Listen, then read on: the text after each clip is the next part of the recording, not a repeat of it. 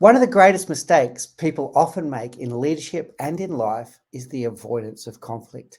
In today's video, we're going to show you how to move from conflict to clarity. I'm sharing with you an interview I had with the inspirational Dan Ticini of Take New Ground about conflict, about what happens when we avoid conflict.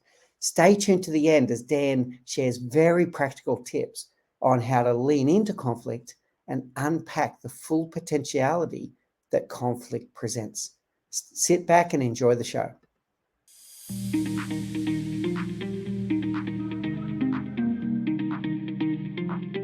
Hey everyone, and welcome back to the Leadership Project. I'm greatly honored today to be joined by Dan Ticini. Dan is a founding partner at an organization called Take New Ground and a co-host of the Naked Leadership podcast. He helps leaders in a very unique and powerful way around having courageous leadership and having creative conflict resolution and avoiding the things that you keep on avoiding. So that's going to be our topic today. Why do leaders keep on avoiding the topics and the discussions that need to be had? How do they take those courageous steps into that unknown world? And what are the benefits of doing so? So there's going to be a lot of actionable insights and tips from Dan on a topic that, quite frankly, we all need to discuss. So I'm really excited for this. Without any further ado, Dan, I'd love it if you would please say hello to the audience. I'd love to know a little bit more about your very rich background and what inspired you to do the work that you do today. Well, thanks, Mick. It's great to be here. Appreciate it. And that's a big question. It really started for me when I was a really young guy. I was 12 years old. My mother was a manic depressive schizophrenic. And it was a really tough situation, as you can imagine. And I became the go-between between her and the psychiatrist, because they wanted to, in the 60s, they were doing lobotomies, which means they cut the brain to pacify the patient. And they were talking about doing that with my mother. I talked my dad into letting me have a try to talk to her because I was really close to her. And I remember just starting to read all kinds of books around. I read a book called The Myth of Mental Illness by a guy named Charles Schraz. It wasn't a book, it was an article at the time that a woman gave me at this. I go to this therapist to debrief things, and it was very good. He later wrote a book by the same title. He's dead now, but it's a phenomenal book. And that opened my mind. I ended up reading incessantly and was able to reach her when she was in catatonia. It was an interesting story, but that is how I really got interested in human performance and how we do things. Then as I graduated from high school, pretty angry, chip on my shoulder, went to college on a football scholarship, and just really wasn't motivated to play ball, and got involved in drugs, and it was an angry kid, and really recovered from a drug addiction and dealing and doing just criminal things at a young age. I left school, and when I came out, when I started to recover, I got involved with an organization. My dad enrolled me in an organization called LifeSpring, which is part of the Human Potential Movement. And while I was there, I saw the power of the power of presence, the power of when somebody takes a stand. And I really was interested in how I could make a living doing that. And I got involved with the training company. And then I was invited to do some work with ESPN. I was invited to submit a request for proposal they gave me, and I submitted a proposal, and I couldn't believe it. I won this contract to help basically to restructure their finance department. And the gal who was the VP of HR there had done one of my trainings, and she was really impressed and wanted me to come in. I told her, I don't have a lot of experience at this, but I think I can do it. I submitted it and won, and it turned out well. I was there for 10 years, off and on, doing all kinds of stuff. They introduced me to Disney. I ended up writing a negotiation class that I both taught at the Harvard Negotiation Project at Harvard, and then I taught it at the Disney School of, their university there for their executives for about 5 years. And so, and then from there, it was just word of mouth. We opened up a consulting firm. I sold that firm, 2011. waited for a couple of years for the non-competes to pass. And then I opened up this company with a friend of mine who had hired me to do some work with kids coming out of gangs, because I had done a lot of work with kids coming out of gangs with my background, and created a curriculum on the East Coast that a company used. And it's the most studied curriculum right now in the US. And I trained them. I kind of wrote the curriculum, trained the people how to deliver it. And this guy had heard about it and asked me to come to work for him. And I did. And we did some work for lifers, guys coming out of prison who had life sentences and were coming out, they would get some parole after 20 or 30 years, how to reintegrate. That went really well. The guys who did that did really well. They were so good we trained 20 guys in the prison to be change agents. And they were trustees that the warden selected, we interviewed.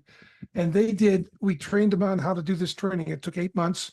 And then they started doing a training a week, and there are 3 prisons, 3 yards, turned the yards around. These guys were so good at this leadership training that the local colleges were bringing their MBA students into the prison to do their leadership training. And when these guys started getting out, they formed a group outside of prison and raised $37 million to have a reentry program, a very unique reentry program. And they got written into the California state budget, and they're killing it right now. So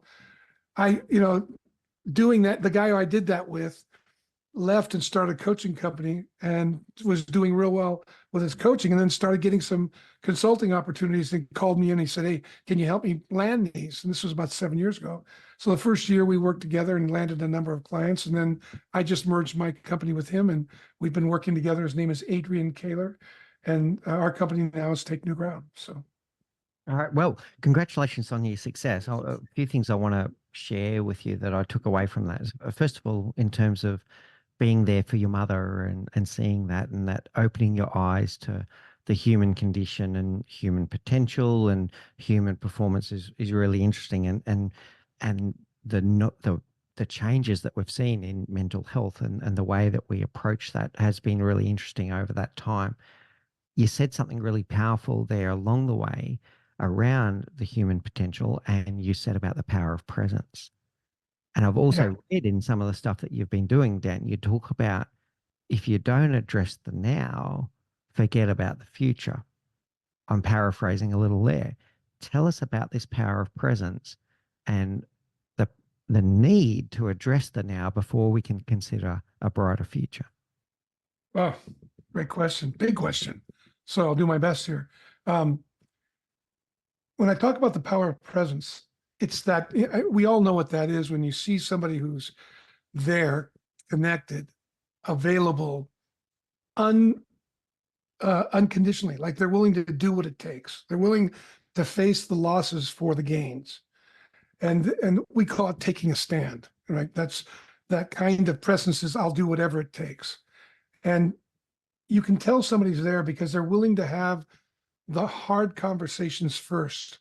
One of the things we talk about, you mentioned it, you kind of alluded to it, is one of the things or principles we work with is what you don't face now will probably defeat you later, because you're not prepared. You haven't been willing to look into it. It becomes a blind spot. And then you're surprised, because things fail slowly and then all at once. So, when the things start to fail just a little bit here and a little bit there, well, it's okay. I'm still getting by. But by the time it gets out, over a period of time, well, then you've got what we call a shit buffet, right? We have a little principle. It's called the shit hors d'oeuvre principle. First, a breakdown comes to me as an hors d'oeuvre. And if I don't eat it, if I push it away, my grandfather used to give me this all the time. If you push it away, Junior, it's going to come back as a sandwich. And then if you push the sandwich away, it comes back as a 2-course meal. And you push that away and you've got a buffet that you've got to eat.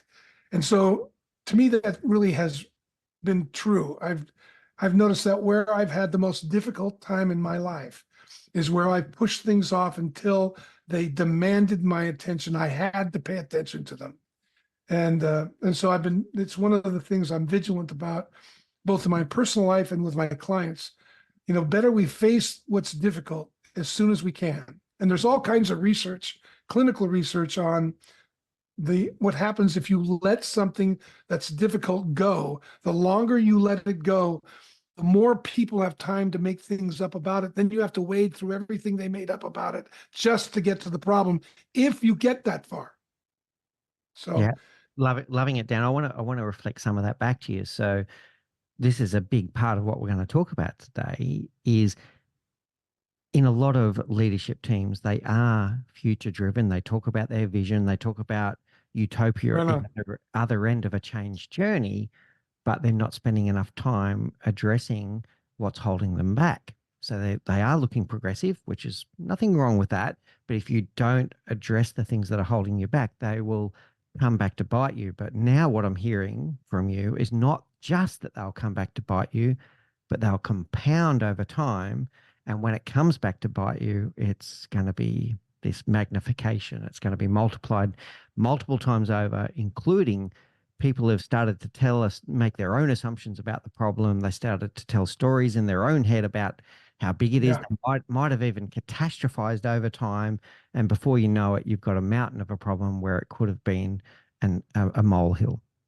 Yeah, exactly. And you're right. Most consultants, most consultancies will come in and develop a beautiful vision of the future. That's fantastic. But in order to get to that future, you have to locate where you and your team are right now. Right. So that's one of our differentiators is there's no way to get the current situation, the current reality up to the level of your vision if you don't accurately embrace, face, engage the current reality. And particularly the things you don't want to face that you know are out. Because there's only really three problems we ever face. I think as a leader, most leaders know that when you implement something new, you're going to have a series of new breakdowns. And so that is part of the reluctancy to start to make moves, because whatever I embark upon, I'm going to have a new set of breakdowns. So the key is to know which breakdowns should I deal with, which ones are the most important ones. And the only way to do that is to understand that there's three fundamental breakdowns. There's a normal breakdown, there's an abnormal breakdown, and then there's a pathological breakdown. And a normal breakdown is something like, in order to tell whether they're normal, abnormal, or pathological, you got to really take them in context. So if you and I are talking, you got a new business and you're having some cash flow issues and you're having some trouble landing your personnel, well, that's a normal problem. That's something that's in the course of business. But now if you've been in business for 3, 4, 5 years and you're having cash flow issues and you're still having big turnover issues, that's an abnormal problem and maybe even pathological. But that would be something I'd want to look at right away, given the context of the business you're in. And most, it's hard for a lot of leaders to just stop and assess and connect with the context of their business, and then to analyze what are the issues that we've got before us and which ones are most important to deal with. And because those, you're always going to have problems to deal with. Which ones, though, are most important? And that's the way we usually go about discerning it, and getting after it, if you will. Yeah, let me play back what I'm taking from that. So in business, we do have challenges, and there's difference between a normal and an abnormal problem. A normal one, what I'm taking away, Dan, is a business challenge that the existing team with the right resources, empowerment, and enablement are going to be able to solve given enough time. Whereas an abnormal problem might be something structural that if we don't relook at the way that we're addressing the business and addressing the market, we'll never solve it. So how does that sit with you? Yeah, you nailed it. Yeah. You're never going to get to it. You're not going to discover, because you may not know how to deal with it, to resolve it at first. But if you don't engage it, you'll never learn what it's going to take to resolve it. And then that becomes an Achilles heel as you move along, because at some point that could cave in on you. Yeah. Okay. All right. So this is a good strategic level version of what we're talking about. I want to throw a different one to you and see how this sits with you. I'm thinking back to some of this stuff about, if we avoid the problem, it just gets worse. one of the key ones for leaders listening to the show will be the avoidance of performance discussions where someone's behavior in the team is not in line with the values of the group, right? So their behavior has to be brought into line in some way. And there's multiple ways you can do that. But leaders do have a tendency to have this avoidance. Now what happens, instead of, it might be something that starts as a little minor behavior that the person has got no self-awareness that it's an issue. And then 2 years later, it's compounded and they've continued that behavior and they've got no idea that they're doing the wrong thing. And now all of a sudden it's ingrained. Not only is it ingrained, it's impacting those around them. So it's starting to impact the culture. So a conversation that we could have had 2 years ago to do a slight correction and say, Dan, we don't do things like that around here. Let's have a chat about that. In a really easy conversation, all of a sudden is a cultural issue in the business. How does that sit with you?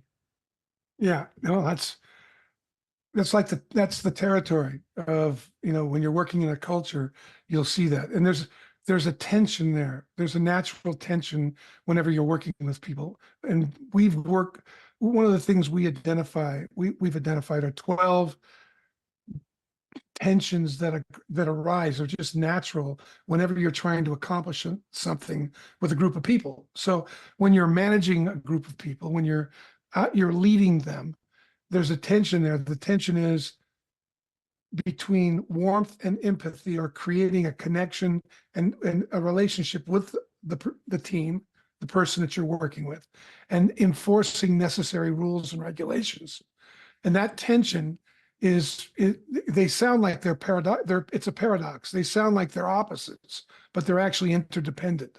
In order to be good at enforcing, I've got to have a relationship where the person I'm working with is able to receive what I'm talking to them about. And what tends to happen is people tend to be either high on warmth and empathy and low on enforcing, in which case they become permissive. And that permissiveness sends messages to the client, to the employee, or whoever you're working with, that it's okay what they're doing because you haven't said anything. So they're going to take that as tacit consent naturally. And you might just be thinking, well, I don't want to be a micromanager. I don't want to seem like I'm going to fit, meddle in everything they do. So I'm just going to let it go until I see if they can straighten it out. And then when I go to talk to them about it, they're surprised, maybe even upset, because they feel like they were doing well and now you're talking about it. And then that starts some friction. What usually happens is when the leader goes to enforce, they usually come to enforce in a harsh way, because to them, it feels like this person has taken advantage of the leeway that they've given them, without recognizing that they've given tacit consent to the behavior because they haven't said anything. And then, I get back from leaders, well, I'm not here to babysit. Well, no, you're right. But it's interesting. That's how you would frame it, right?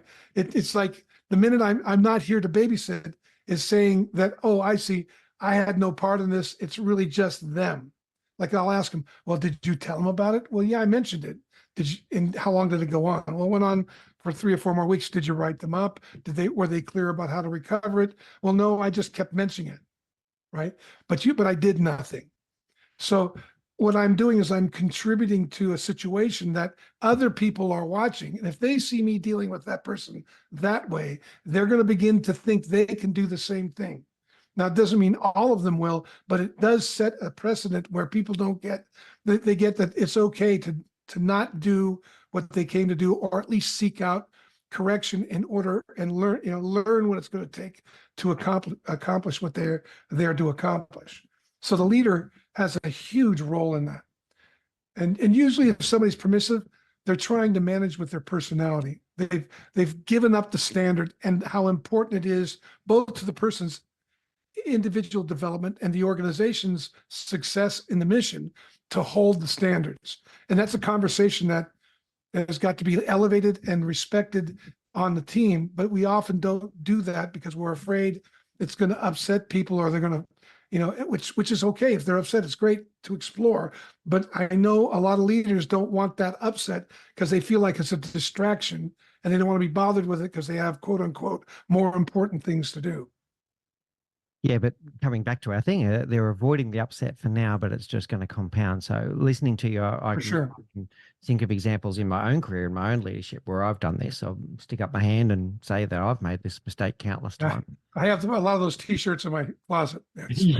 So if you think about, the sandwich model of giving feedback, it's used a lot. You start with something soft, and then you get to the meat of the issue, and then you finish with something soft. And a lot of people use that model, but what is the person taking away? Did they genuinely have an understanding of both the content and the significance of the feedback that was just giving them or not? Or do they walk away with, the boss thinks I'm doing a great job? And hang on a second, there was some meat in there that you missed. Because you heard the fluffy bit at the start and the fluffy bit at the end. You didn't understand the gravity of the meat in the middle. And then it compounds for 2 years. And then they're really surprised when it comes to a head and say, like when it really blows up, they go, but you've told me I've been doing a good job for 2 years. Yeah. And well, you hit it on the head. You got to care about the people you work with. You got to care about their development. If you're just using we have a very powerful way of enforcing. I'll talk about it, but the framework is only as good as the person who cares about the other person, because any framework, like the sandwich framework, if you're doing that because, why are you doing it? Are you really doing it for their development, or are you doing it just to reduce your own discomfort or the potentiality for conflict? Because most people don't see the potentiality in conflict. And we found that that's the great adventure. That if conflict comes up and I'm able to contain it, inevitably, that's going to be it's going to make the team stronger and the individuals stronger that are involved if we can resolve it and working through it. And most people don't have an idea of how to do that. So they get panicky when it comes up. It's like, if you've ever skied, when you start going fast, if you get panicky, you're probably going to wreck, right? You've got to lean into the speed. Well, when somebody gets upset, can you even name the breakdown? And the breakdown that you name, does the other person recognize it, or do they think the breakdown's something different? That's usually the first step. Like, this is a breakdown for me. Here's why. And I give an example. And then I can tell them, this is why it's a breakdown for me. Here's where I saw it. This is what I think it is. This is what's got my attention. And then I'm going to talk to them about how I feel when it happens. When you do this, I don't know what to do. I feel like I want to come over and support you, but I don't want to micromanage you, but I also don't want you to lose. I want you to win. So I want to talk to you about this issue. And I can see, the next thing is, I can see how I've contributed to some of this by not addressing it earlier. So I'm owning my part. And then I can tell them, if we don't get this cleared up, here's what's inevitably going to happen. At least this is what I see is at stake. Now, it could be, you might lose your bonus, or you're not going to get that raise, or you might lose your job. It just depends on what the future you see could come if it doesn't get addressed with. And then I can ask them, what do you say? What do you think? I can hear them there. And I usually prepare before I go into a meeting like that. So I can be hard on the problem and soft on the person. I want to be connected to the person. I want to get side by side with them, because if I get head to head with them, inevitably I'm just going to move them out. Now I want them to either earn their way into the position or earn their way out of the company. It's one or the other. And I want them to be aware of what's at stake along the way, and that I'm standing for them to earn their way in. The minute I don't believe they can make it, I need to cut it off there, because I'll just start gesturing and they'll pick it up. There's 3 really powerful things I'm taking away, Dan. I want to play it to you and get your feedback on this. The first one, and this is something we've spoken about on the show before, is 100% true that when someone has gone out of their way to give you feedback, it is a sign that their love and care for you is greater than their fear of the uncomfortable conversation. So That's right. that's a very powerful message there. I love your metaphor of skiing, and I want to think about this. Are you going to lean in or are you going to back off? Are you going to lean in or are you going to back off?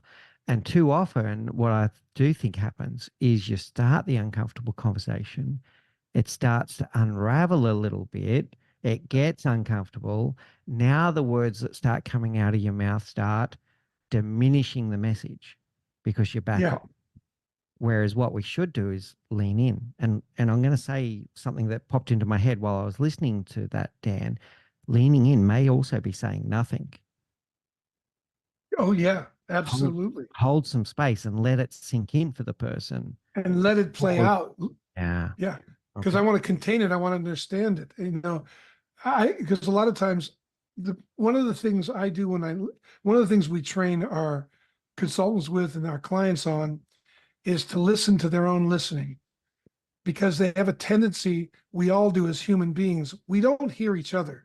We actually hear what we're making up about what the other person's saying.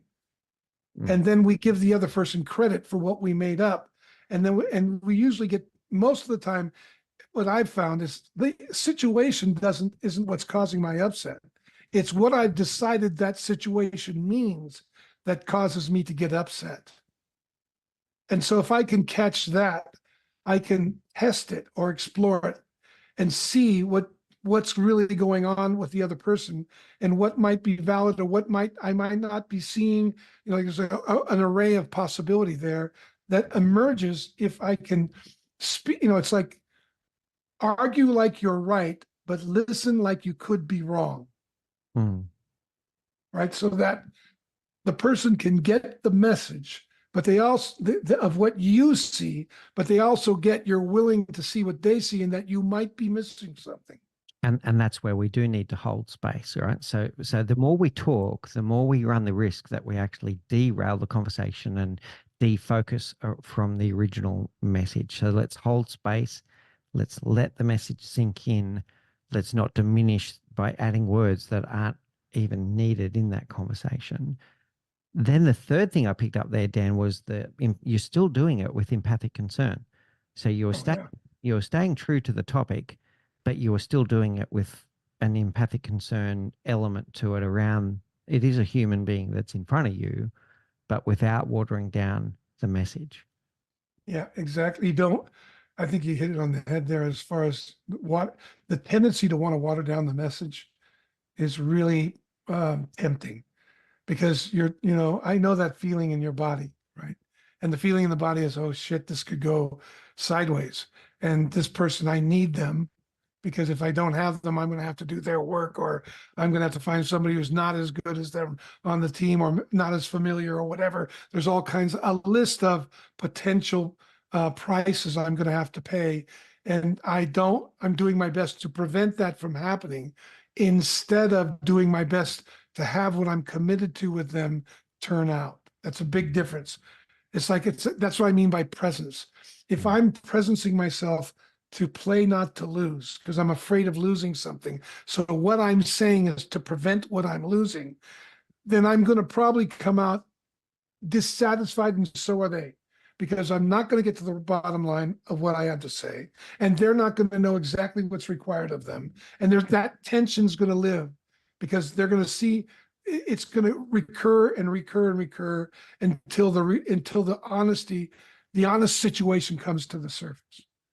So that's it's really good, Dan. I'm going to connect two things that you've said in the last 5-10 minutes or so and explore that with you. So you've now used the word playing not to lose. And about 5 minutes ago, you used the potentiality in the conflict.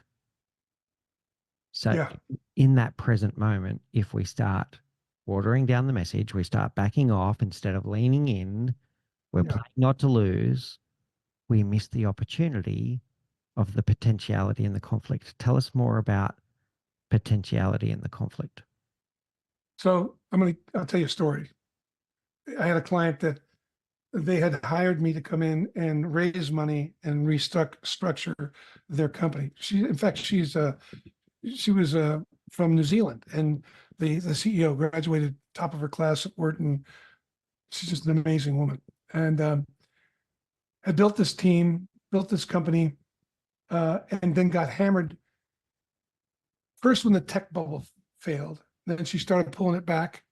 And then 9/11 hit, and it was in the consumer space, so it got hammered. And she lost all her options, and the VCs who had loaned them 17 million wanted to dismantle the company, close the tranche.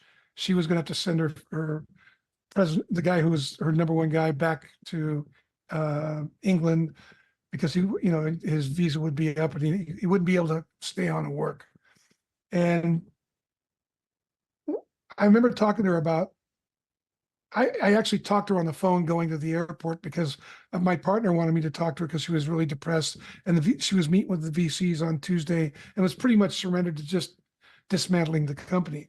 And I said, and he asked me, do you think you can help her? I said, I don't know. I need to talk with her, but I'm going to Europe. So I talked to her on the phone briefly and I said, have these things ready, balance sheet, all the necessary, profit and loss, cash flow statement, and your plans for what you want to do. And then let's sit down. And we did 2 8-hour meetings 2 weeks later. And she goes, well, they're going to be a little upset. I mean, they want to talk to me. I said, that's okay. Put them off. Let them be upset. That's okay. And so she put them off and we came up with a plan. Now, the situation was, we were going to raise $1 million. The offer we were going to make, I told her, look, here's what we're going to do. They've got to feel the desperation. They've got to feel, and I knew I'd done some research on the VC firm. They had a young partner doing it. I knew if he could salvage something out of this, he makes a mark for him with them. So I told her, I said, how much do you think they're going to lose if they just close it down? She said, about 2.5, 3 million more. And I said, well, how much do you think they would save if we could, if instead of closing it down, they were willing to sell us, restructure the debt, and we'll bring $1 million and we'll take over $500,000 in debt that you have. And that way they don't have the dismantling costs. It'll probably save $3 or $4 million. She goes, well, they might do it, but I don't think they're thinking that way. I said, okay, well, our job is to get them to think that way. And she goes, what do you mean? I said, I want you to come up. I want you to put the books together in a way that they really get how bad this is. And I want you to send it to them. And then I want you to go dark for a week. And she says, oh, they're going to be upset. I said, that's right. But what are they going to be thinking? Well, the young guy who's dealing with you is going to be thinking, oh man, and they're going to be pressuring this kid about getting something done. And then in a week later, we'll call him back and you can tell him the offer that we have, which is what I just described. So she goes, you sure? I go, yeah, do not talk to him. Turn your phone off. So she did. And it was driving her nuts. The conflict is brewing, right? So she does what I asked her to do. And sooner or later, she calls them and they're ready to deal. And she tells them, this is what I can do. These guys are willing to put this $1 million up and take over this $500,000 and restructure your debt down to that from 17 million. And she showed them how they could say it would just be much better for them. And they'll get some of this money back, et cetera. And they were willing to do it. Right. They said, okay, well, let's talk to those guys. So she put me in touch with them.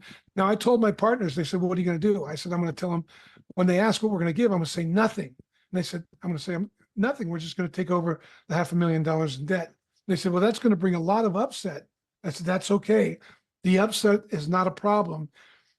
What we're doing is we're actually helping them understand how vital this is. They're now sold on the deal. And I don't want them to I don't want any back trading or any of that. Well, they go, well, Linda doesn't know. I said, that's good that Linda doesn't know because her reaction will be authentic. So they call me, I give them the offer. He immediately gets off the phone, calls Linda. She calls me crazy, upset. I said, calm down, calm down. She goes, you made me look bad. I said, no, I made me look bad. I'm going to make you look like the good guy. You go back and say, because it's true, you didn't know I was going to do that. And you let them know that we're just some country bumpkins from Northern California. We don't understand finance and VCs and all that. And you talked us back in to bring in the $1 million. And that which set her up to be kind of on their side, and the thing went well. And they ended up having a board member, a board observer. And whenever we got any problem, Linda was always the one that the board observer went to. And I was always the bad guy, which enabled me to understand what they were thinking, because he would tell Linda what she was thinking. But if I couldn't hold that conflict, if I couldn't stand in that with the vision in mind, then I would have buckled, and I wouldn't have risked their wrath. And her thing was, well, what if we don't get the deal? I said, no matter what happens, we're better off. Even if they don't do the deal, you haven't lost any ground. So it actually grounded her. We were able to close the deal. She ended up turning the company around. I think the revenues went from 4 million to almost 17 million in the next 2 years. And she ended up selling the company for 45 million, I think, 4 years later. So there's a few things I'm taking away from that, Dan, and around this potentiality and conflict, but there's and for me, the potentiality of conflict is, what are we going to unlock when we can finally address this elephant in the room, this hairy beast, whatever? What is the potential that we're unlocking? But the important thing in the story you just shared is there needs to be some level of awareness along there of the significance of the problem. Yes. Otherwise, people's fear of loss is going to be greater than their appreciation of the gain. And unfortunately, the human brain is wired in that way. We're wired to avoid loss more than appreciate gain. In this case, we almost needed to create a burning platform where inaction was worse than action. So we create the platform. Yeah, go. Yeah. I call it the parade of horribles. We actually sat down. I sat down and said, look, we've got to create a parade of horribles. And as we created them, I wanted to enact some of it so they felt the deal was more tentative than it was, so that they would want to come forward. It's like fishing. They're going to come towards it. My point is, I didn't do this on a whim. I had done a lot of research. I researched who this guy was that was the junior partner that was dealing with it. I researched the company. They're in the medical space. They wanted to get out of the tech space. They took a flyer. I wanted to understand everything I could about the people at the table and the people that aren't at the table that they're representing, so that I could understand the tensions that would be playing into the deal. Right. So that's what really helped me formulate what I was doing and plotting it out. Is I probably spent 90% of my time researching and then 10% of my time executing. And I think a lot of times people, because we get up against the problem, we don't want to look at the problem. We try to get away from the problem because it's uncomfortable, rather than connecting with the problem, be like really looking into it and understanding not its symptoms. You start at the symptoms, but getting back to the causes. And I think that's another skill that people they're completely capable of doing. It's just that, do they have the patience and the fortitude to persevere, to understand what's actually producing the problem? Oversimplifying the problem is a problem. All right, really powerful. So coming back to this now and future type element. So what we've got here is the realization that if we don't address the problem, it is going to haunt us forever. Let's say it's always going to hold us back.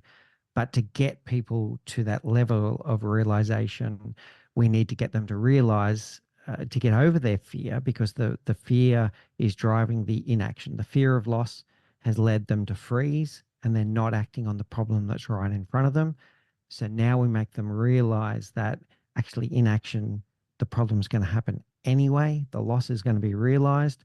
So the sooner you address the problem, the sooner we can talk about the future. And by the way, the future is a lot brighter. Yeah, exactly. And there's a lot of research on this, but in the how you get people over a phobia, for instance, what they're afraid of, that they won't look at, or that it controls their life, is that they voluntarily be willing to look into it step by step, more and more. That's got to be voluntary. And the more they do, the more they look into it, the more they start to handle it instead of it handling them. So one of the things I like to do with people when I'm working with a team is I want them to be clear about their vision first. So there's a grounding about what future they're standing for. Then I want to address the things they're most afraid of. I want to look into them, because the more they look into them, the more they're going to feel confident about dealing with it. And that's really the key component, is how willing is the team individually to look at the issues, both collectively and individually, that are preventing them from having what they say matters to them. Yeah. And we call it hugging the cactus. I like that one as well. Another great metaphor. All right, Dan. So we've covered a lot of ground here, and you've given us a lot to stop and reflect and rethink on around this avoidance of conflict. I'm going to say that's the key message today. The first one is that when we avoid the conflict, all it does is compound over time, and it just gets worse. And what could have been a very quick and easy fix has all of a sudden become something that's quite pervasive in our business, is impacting more than what it originally was. So let's get over our fears. Let's address it early. Your hors d'oeuvre versus the 2-course meal versus the 3-course meal. The buffet. The buffet. It was really spot on. The second part I want to take away is also, are we going to lean into the problem, or are we going to back off when it gets uncomfortable? And if we don't lean in, we won't actually solve it. In fact, people will walk away with some kind of tacit or implicit acceptance that what was happening was okay. Acceptance. And acceptance turns into pervasiveness. So we need to lean into the problem, not back off when it gets uncomfortable. And then the third one is then to consider the potentiality of the conflict. So once that conflict is resolved, what is it going to unlock? Then you can think about the future, right? So and the key, be willing to face the worst case scenario, so you're prepared in case that occurs. You're going to feel much more grounded and confident when you're at the table. And it's a big deal. To me, this is at the heart of, if you really, I know when I do a turnaround, if we get this in, we're going to make miles very quickly. Yeah. All right. So we're looking at what is the worst thing that can happen, but we're also going, imagine the possibility of the world once this problem is finally done and dusted, right? Yeah. Yeah. So what are we going to have? So stop avoiding, lean in, address it now, so you can unlock your future. Really love it. And one more, be willing. As much it says, and it's as important to know what I'm going to say now as it is to know the future, is to know what is the parade of horribles that you are going to encounter if you don't make a shift, if you don't have the conversation, if you don't take the risk, if you keep settling for short-term gain, you're going to have long-term pain. And what kinds of long-term pain are you going to have? You're going to have second and tertiary things that you don't even recognize until they come, like other people wondering what happened, other people thinking they can do what this other person was doing. There's a million things we can list like that. That was another really powerful takeaway. So it's often the fear that stops us from acting, but what we need to create is that there's more fear in not acting. So exactly. Get going. Yeah, there's more trouble. Yeah. There's more trouble. Yeah, that's brilliant. Okay. All right. Love it, Dan. This has been really, really cool. Thank you so much for your wisdom today. I want to take us now to our rapid round. These are the same 4 questions we ask all, I guess. The first one is, what's the one thing you know now, Dan Ticini, that you wish you knew when you were 20? How important listening is. Listen like I could be wrong. And authentically listen like I could be wrong. Seek out the ways I am wrong or missing the mark when I'm talking with somebody. Doesn't mean I have to get off of what matters to me. It means I may find a new way to contextualize it like that. And so, as you can tell, I'm pretty confident in myself, and that's gotten me into trouble. I've been, hubris and arrogance, and you can see they're there. And so listening like that's really made a difference for me. Yeah, love it, Dan. Thank you for sharing that. What's your favorite book? Brothers Karamazov by Fyodor Dostoevsky. I've probably read it 6 times. Oh, well. Okay. Okay, good. Very good. What's your favorite quote? There's 2 of them I love, but one of is William Glasser said, human beings' sense of themselves ranges from flattery to pure fantasy. It's fully true.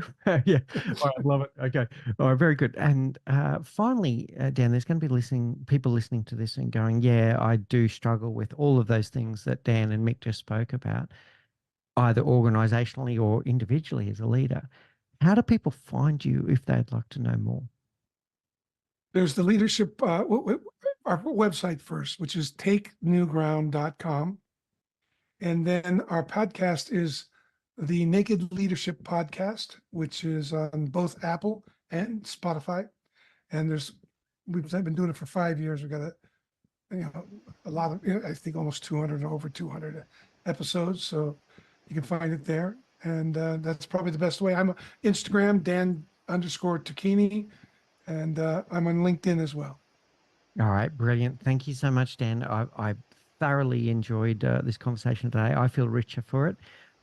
It is conversations that we need to have. You've really opened up some paths here for people to take action around what we've been discussing today, to step into the discomfort, to lean in and address those problems once and for all so that you can unlock your future. Thank you so much. Thanks, Mick. Really enjoyed it. So there we have it, Dan Tacchini there with great tips on how we need to stop avoiding conflict. We need to lean in and we need to address conflict early. And when we do, we can unlock the potentiality in the conflict. So it's not just about nipping problems in the bud, it's also what we can do to enhance the world by leaning into what the conflict might bring for us. What are we unlocking by addressing that conflict? If you want to know more about how you can stop avoiding conflict, one of the keys is your mental strength. So watch the next video that's going to appear on your screen right now, which is an amazing interview about the superpower of mental strength with Scott Mounts.